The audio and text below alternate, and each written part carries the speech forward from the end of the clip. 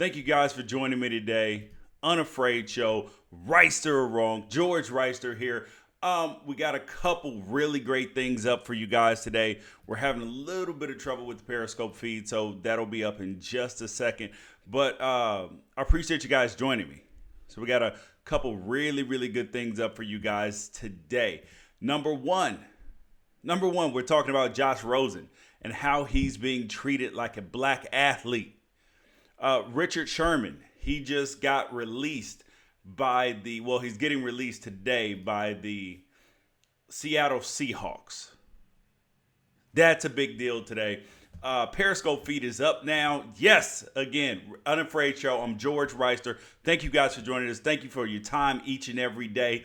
Don't forget to send in your emails to unafraidshow@gmail.com. You got anything to say, you got anything on your chest, because you know we bring the heat and we bring the truth here on the Unafraid Show.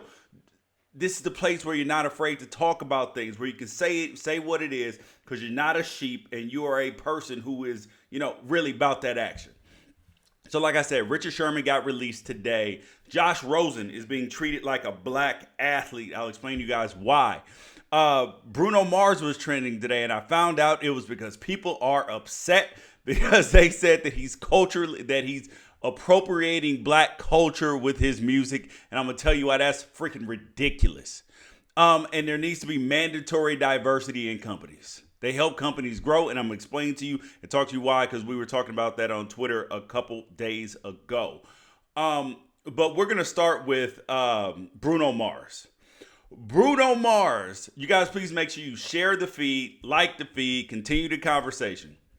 So Bruno Mars, international superstar.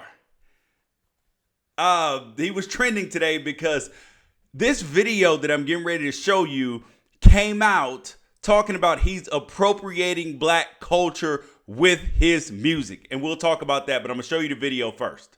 Because, yes, Bruno Mars 100% is a cultural appropriator. He is racially ambiguous. He is not black at all, and he plays up his racial ambiguity to be able to do what Jameer says, cross genres and go into different places.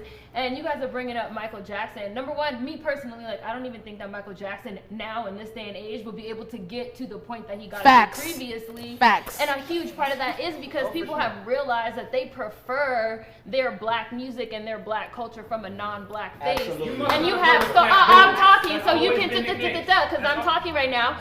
And in a lot of different ways, and in a lot of different ways, we have artists now that are much more willing to step into quote unquote black genres that were not willing to do it when, they didn't want to do it. They didn't want to be in black music. Black music was. So that's the gist of the video. She says that Bruno Mars is appropriating black culture because he is some kind of way, because he's not black, but he's doing black music. Let me inform you guys of this.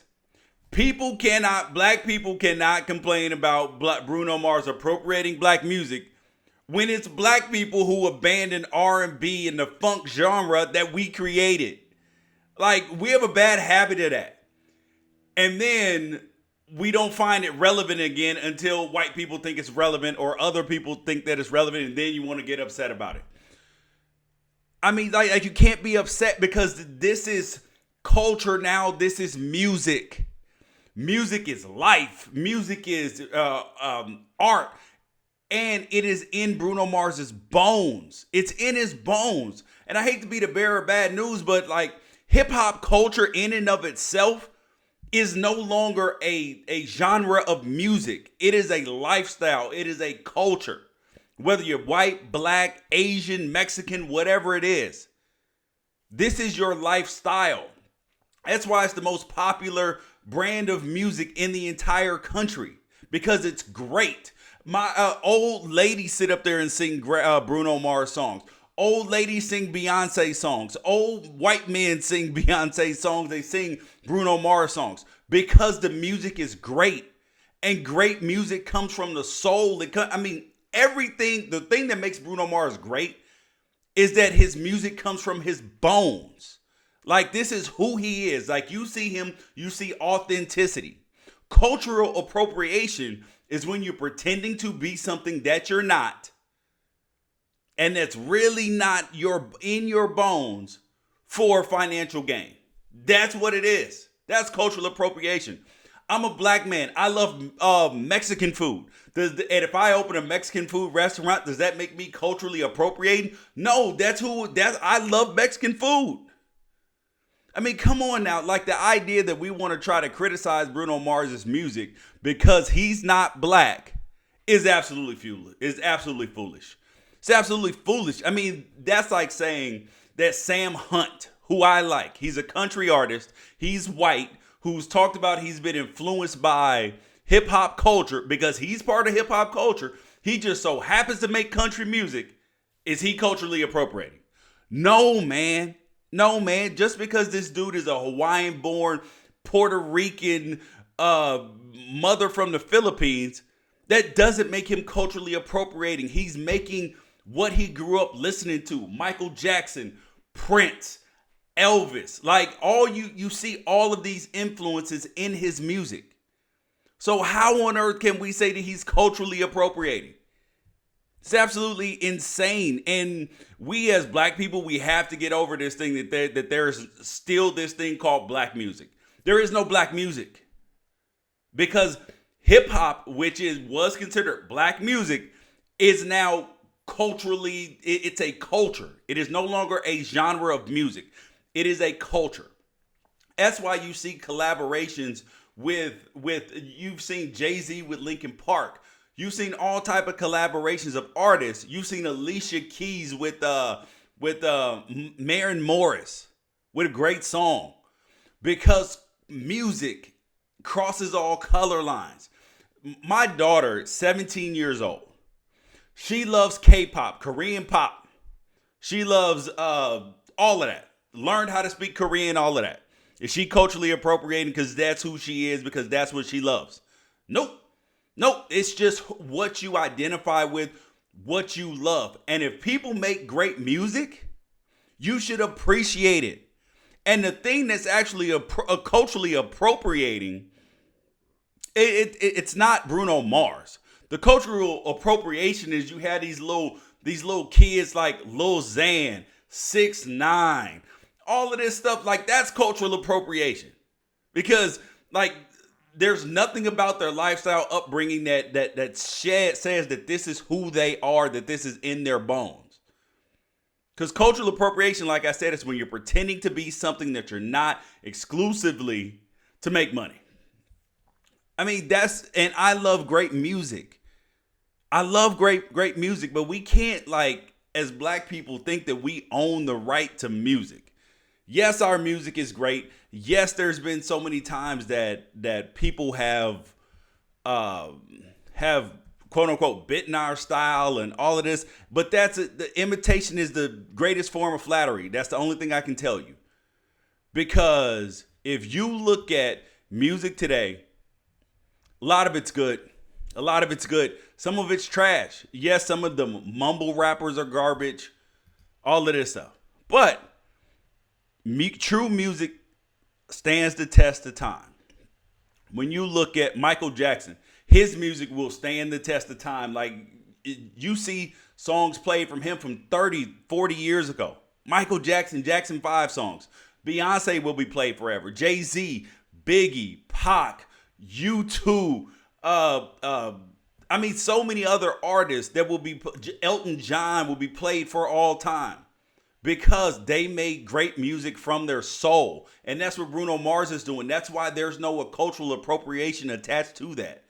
You guys send in your comments. Please like the feed, share the feed. You're watching Unafraid Show. George Reister here. I'm just so bothered by the quote unquote cultural appropriation. I mean, is Eminem culturally appropriating because he's a white rapper? No. Is Adele culturally appropriating because she sings like Aretha Franklin? No. Is Darius Rucker from Hootie and the Blowfish culturally appropriating because he sings country music? No. Is Bubba Wallace, the black NASCAR driver now, is he culturally appropriating because he drives NASCAR and black people typically don't do that? No. This is just who you are in your bones. I mean, but people are mad because he's ethnically ambiguous. They're like, oh, well, he's ethnically ambiguous. He's not He's not black, but he's profiting off of this. Here's a news flash. News flash. If you make great music, people of other cultures are going to love and enjoy your music. This is just the truth. They're going to love it and they're going to enjoy it. The same way that they do with Bruno Mars. He makes great music, so everybody loves it. It's kind of like when people, I ask people all the time, why do you think that black people love chicken and watermelon so much? Does anybody know? The reason why black people love chicken and watermelon so much is because it's freaking delicious. Everybody loves chicken and watermelon. That's why black people love it, because it's amazing. I mean, it reminds me of when things that you're taught when you're young are actually like absolutely asinine. Absolutely asinine. Like the things that you're taught when you're young. Like, I was led to believe when I was young that black people were the only people that smoked weed and had drug problems. Oh, well, nope. Found out when you get older, that's not true. It's the same thing. When I went to college at Oregon, I thought that when I looked at skiing, snowboarding, wakeboarding, all these outdoor activities, I was you grow up, there's things that black people do, things that white people do. White people jump over fences and end up getting eaten by alligators trying to wrestle them and stuff like that. That's the kind of, the normal, that's a black people thing, that's a white people thing.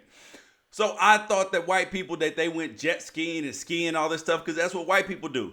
Then I tried it and I figured out why they do it, because that shit is amazing. It's amazing. That's why. Because it's fun.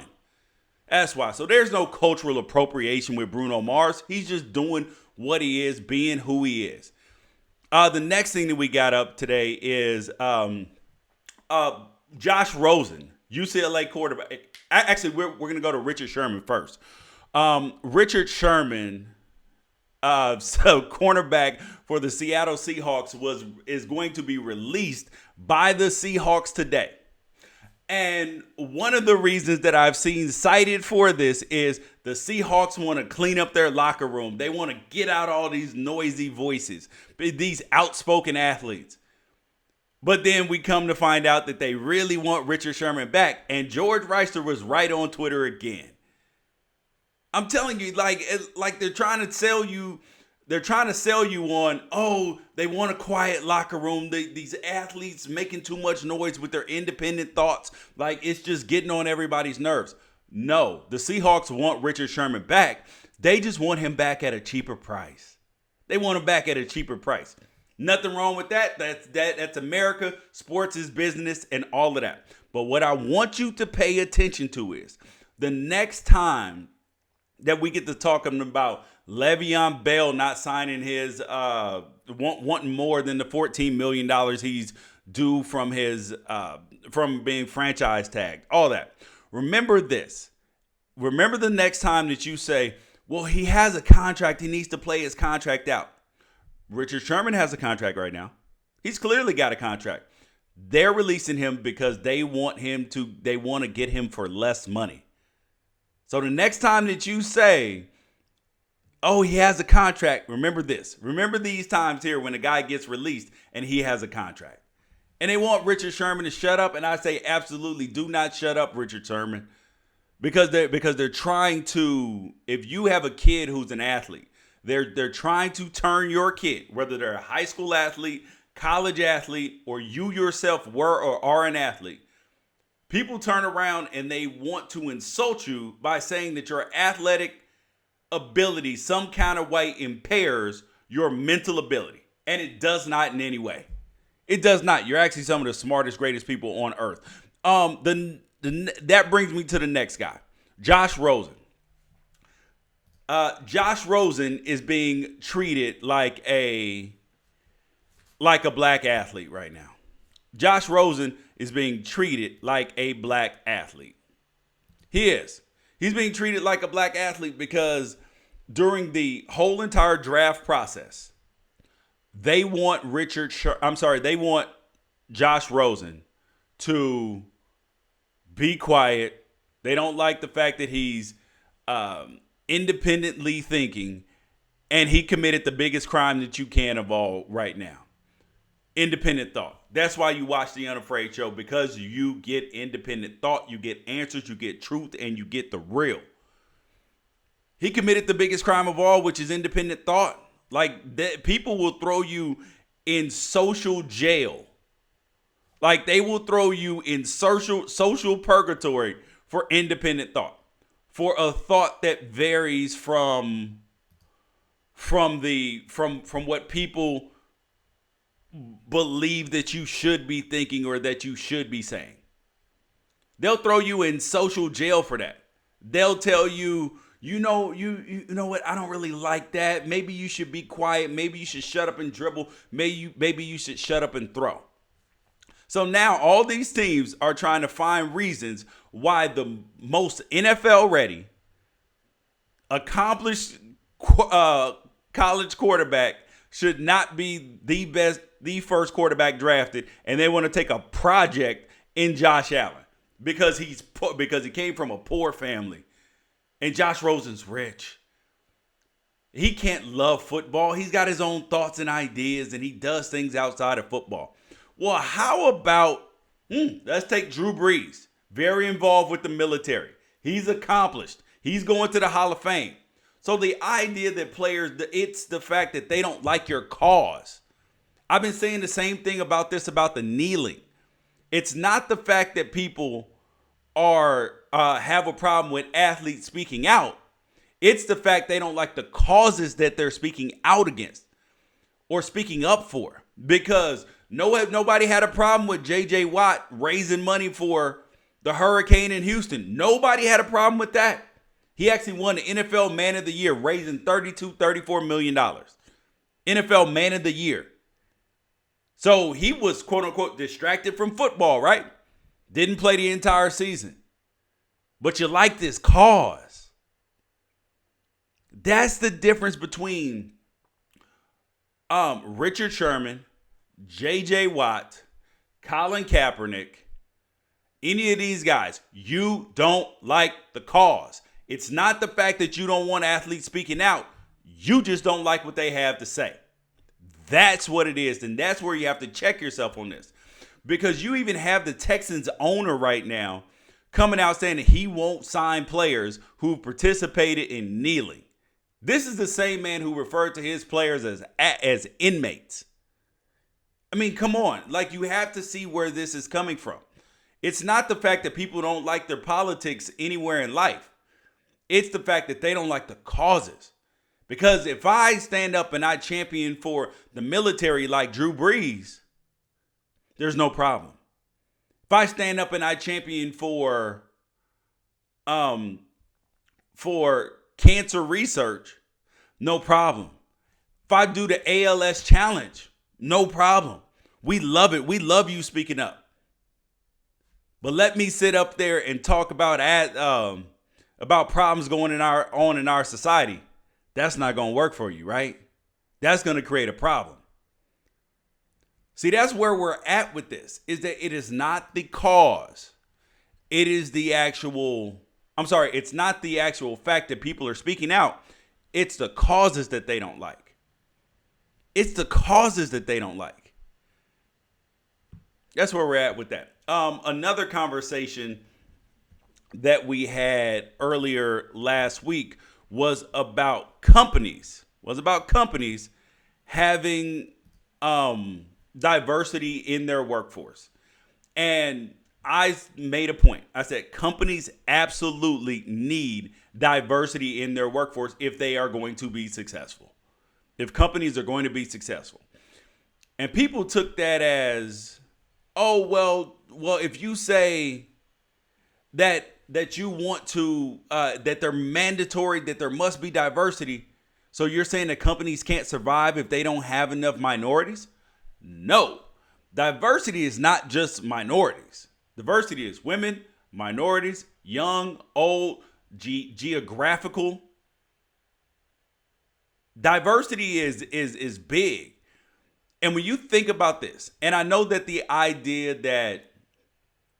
that we're going to sit up there and use some of these things as monikers for saying that if I'm black, I think different than a white man. That's true on some level, but it's not guaranteed that we're going to get innovation and great thought. So you do need diversity on your companies. It is very critical. It's very critical because I'm a fan of a meritocracy, merit-based. Best man wins. The best man should get the job, and that mandated diversity is wrong and it's unfair. However, is it necessary though?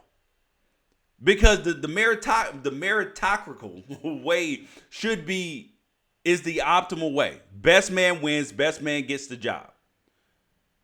But the problem with that is that it doesn't always work like that because of bias. Because the most successful companies are diverse. Diversity allows companies to know and appeal to their customers in a very personal fashion. It allows them to be innovative and capitalize on opportunities that they might have missed. Prime example I used was Blockbuster. Blockbuster had a average board age of like damn near 70 years old, all male, all white. They had some young people in their company come to them and tell them, you know what? We are screwing up right now. There is this thing called DSL coming out.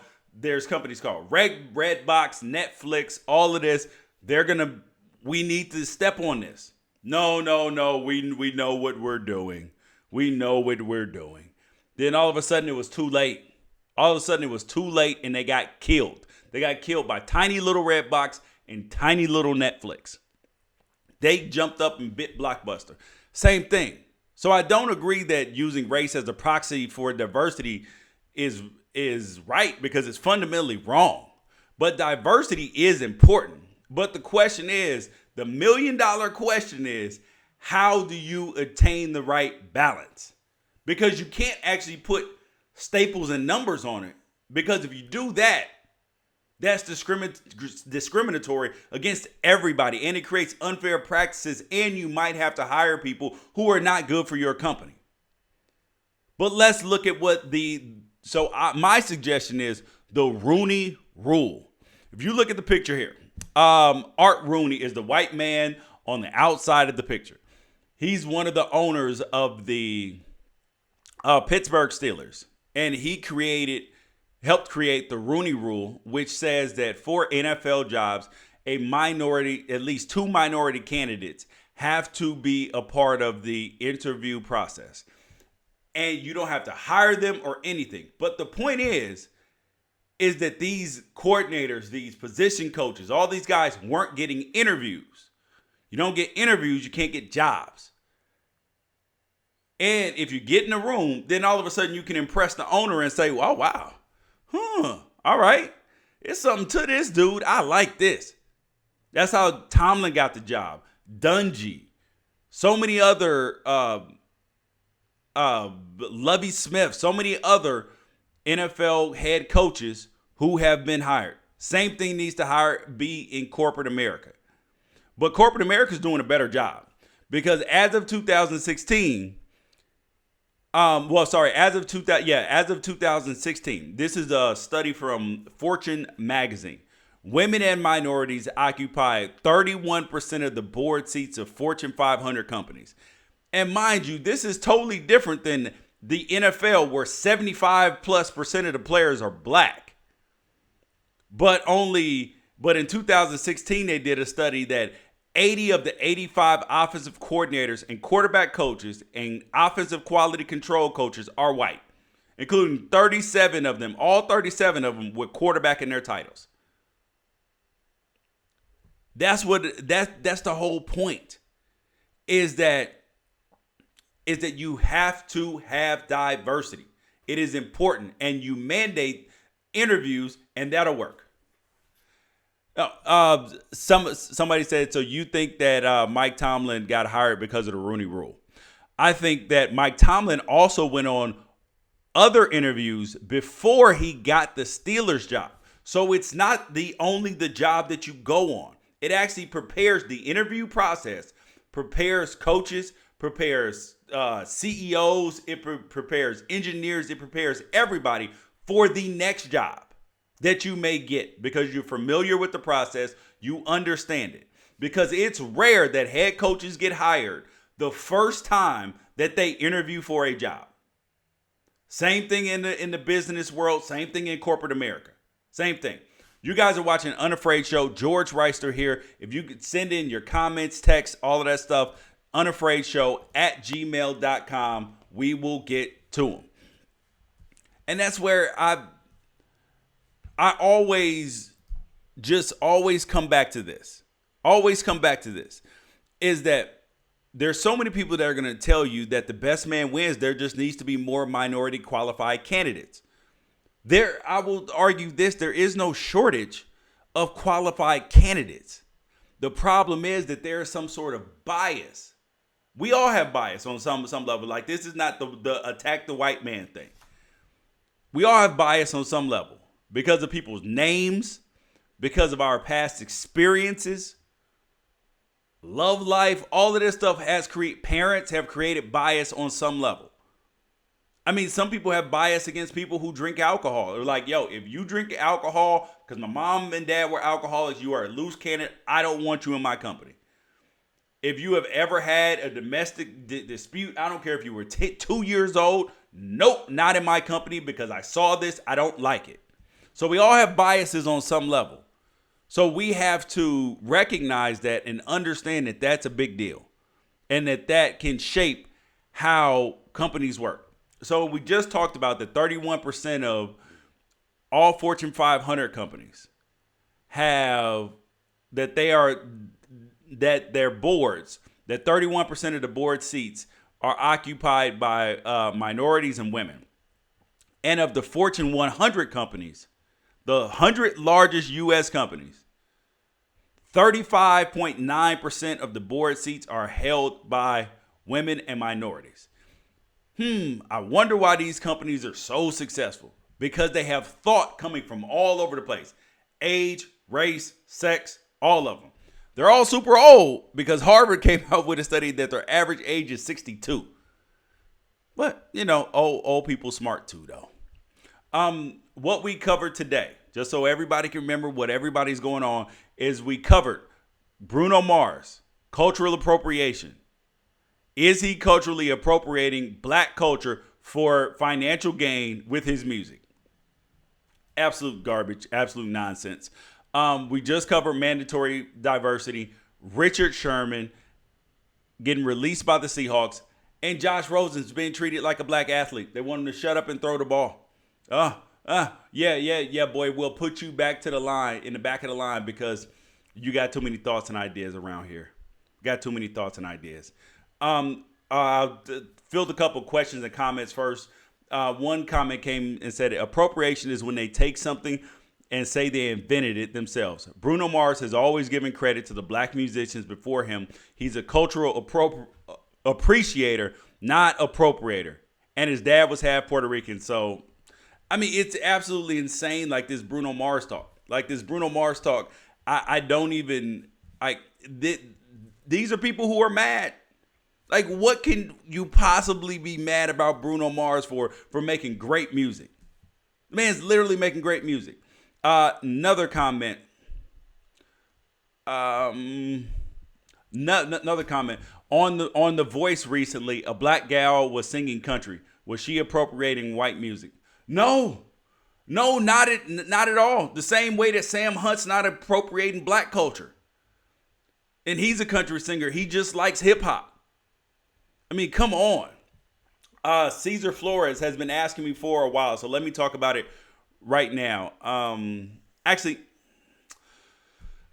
Caesar, I will get to this tomorrow. I promise you. I will actually either this weekend or next week with Jonathan Martin, because he says we need to talk about and spread the awareness for families so they can tune into the signs of mental health. And I totally agree with that, because it is something that has been completely ignored. And then you have somebody blow up like Jonathan Martin did, and all of a sudden everything's going crazy. You guys are watching Unafraid Show. Reister or wrong. George Reister here, bringing the heat, bringing the truth. I got to come up with a name for the people that watch Unafraid Show on a daily basis. You guys send in, tweet me, email me, inbox me, whatever the hell it is. There's plenty of ways to get a hold of me. What do you guys want to be called? Because I appreciate your time. Please make sure you swipe up, share the feed, leave a comment, share all of that. Unafraidshow@gmail.com. Appreciate it. Peace out. Catch you guys later.